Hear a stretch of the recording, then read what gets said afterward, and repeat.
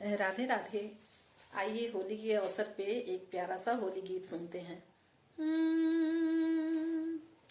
कुआनों में काला नाग सखी, पानी को अकेले ना जाबे।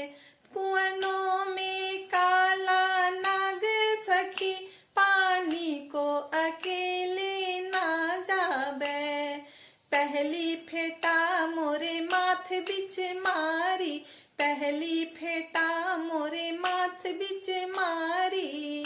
हो बच गईली ससुर जी के भाग से, पानी को अकेले ना जाबे। कुआनों में काला नाग सखी, पानी को अकेले ना जाबे। दूसरी फेटा मोरे नाक बिच मारी, दूसरी फेटा मोरे नाक बिच मारी। बच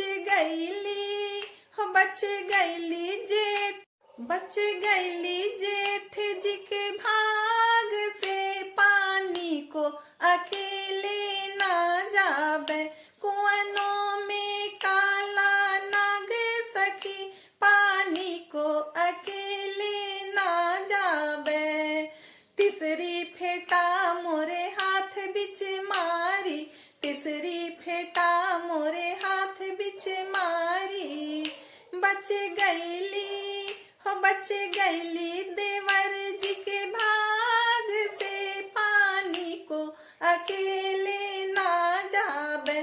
कुआनों में काला नाग सखी, पानी को अकेले ना जाबे।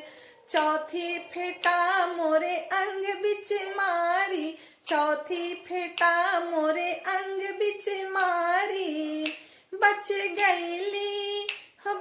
गईली बलम जी के भाग से, पानी को अकेले ना जाबे। कुआनों में काला नाग सखी, पानी को अकेले ना जाबे। कुआनों में काला नाग सखी, पानी को अकेले ना जाबे।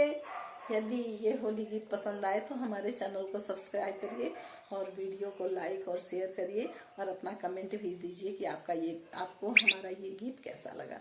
धन्यवाद। हैप्पी होली आप सभी को।